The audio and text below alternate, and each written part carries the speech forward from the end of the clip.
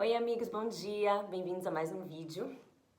Hoje vamos aprender a fazer bolsinhas de jornal para utilizar nas nossas lixeirinhas, tanto de orgânico como de banheiro, aqui no caso essa é de banheiro. E é muito prático e a gente acaba descartando menos plástico, né, no meio ambiente.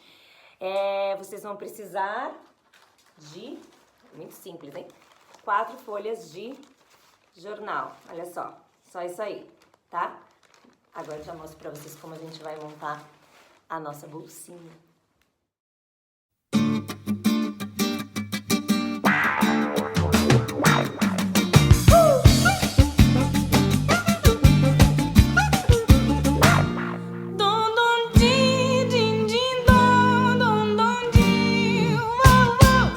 Balança a pena, balança sem parar, arrasta a sandália, arrasta até gastar.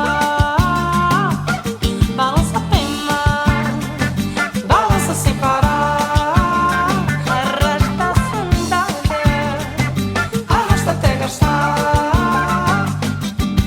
Quando você sambalança meu coração também.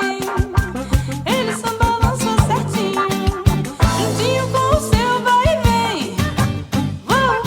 Balança apenas, esconde e não tem.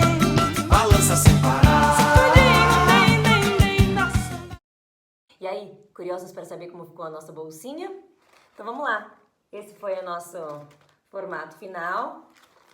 Esse triangulinho aqui para fora vai ser a tampinha da nossa bolsinha. E olha aí, que gracinha! Tá pronta para ir na nossa lixeirinha de orgânico ou do banheiro. E essa pontinha aqui, ó, depois vira a tampinha, tá vendo? Pra gente poder fechar antes de jogar. No máximo, vamos reduzir plástico em casa?